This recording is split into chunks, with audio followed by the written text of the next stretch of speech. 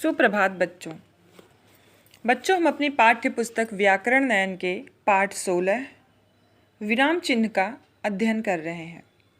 इसके अंतर्गत हमने पिछली वीडियो में पूर्ण विराम को पढ़ा। अब इस वीडियो में हम अल्प विराम को पढ़ेंगे।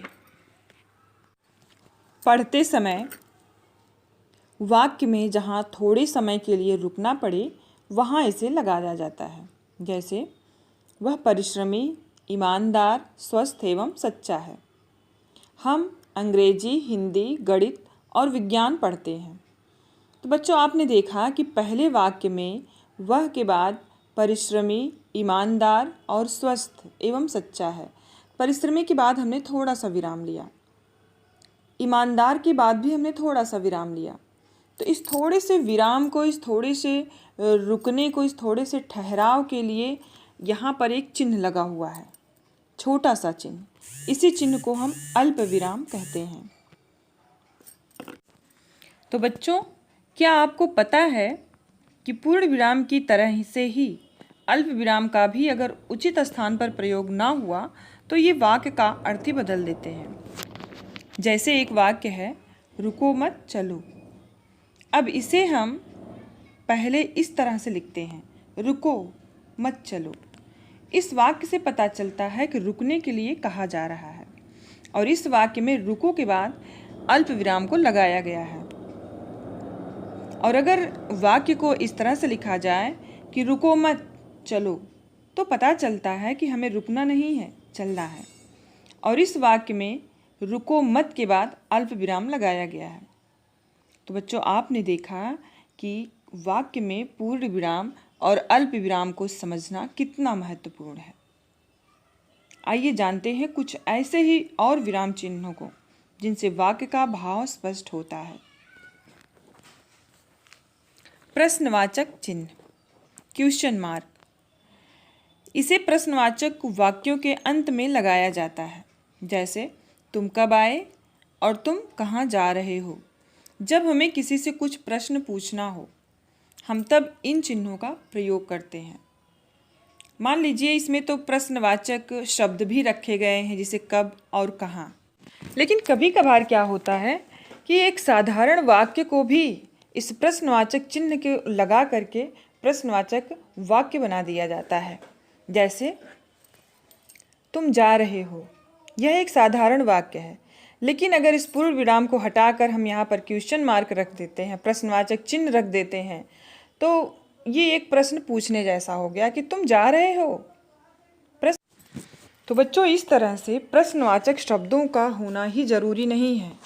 प्रश्नवाचक वाक्य को हम प्रश्नवाचक चिन्ह के द्वारा भी स्पष्ट कर सकते हैं, दिखा सकते हैं। उसके बाद है विस्मयादि बोधक चिन्ह। आश्चर्य, शोक, हर्ष, घृणा आदि के भाव प्रकट करने के लिए इस चिन्ह का प्रयोग किया जाता है। जैसे आहा पिताजी आ गए, हाय मार डाला। शाबाश तुमने बहुत अच्छा किया, अरे ये क्या हुआ, वाह बहुत अच्छे, इत्यादि। इन शब्दों में विस्मयादिबोधक चिन्ह लगा हुआ है। उद्धरण चिन्ह, इन्वर्टेड कामास। जब किसी कथन को ज्यों का त्यों लिखा जाता है तब उद्धरण चिन्ह का प्रयोग किया जाता है। जैसे नेताजी ने कहा, तुम मुझे खून दो मैं तुम्हें आज़ादी दूंगा। गांधी जी ने कहा, रघुपति राघव राजा राम। इन कथनों को लिखने से पहले हम उद्धरण चिन्ह का प्रयोग करेंगे और लिखने के बाद भी हम उद्धरण चिन्ह का प्रयोग करेंगे। कोष्टक चिन्ह, ब्रैकेट। जब किसी शब्द का अर्थ बताना हो वहाँ कोष्टक चिन्ह लगाया जाता है। जैसे वह बहुत भयभीत है। यहाँ भयभीत शब्द के बाद डरा हुआ शब्द है। इस डरा हुआ शब्द भयभीत शब्द का ही अर्थ है, जिसको कोष्टक में करके दिखाया गया है। योजक चिन्ह, हाइफेन। दो शब्दों को जोड़ने के लिए योजक चिन्ह का प्रयोग किया जाता है। जैसे सुख दुख, रात दिन, माता पिता इत्यादि। यहाँ सुख दुख के बीच में एक चिन्ह लगा हुआ है, जो सुख को दुख जोड़ रहा है। सुख या दुख, रात या दिन, माता और पिता।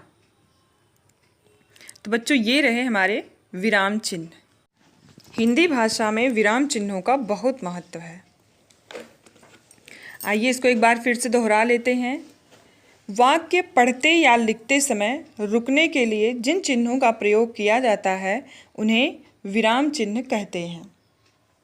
अब आज का पाठ यहीं समाप्त होता है। अब आज का होमवर्क नोट कर लीजिए। पूर्ण विराम किसे कहते हैं? पूर्ण विराम किसे कहते हैं? अल्प विराम के कोई 2 उदाहरण लिखिए। उद्धरण चिन्ह के कोई 2 उदाहरण लिखिए। धन्यवाद।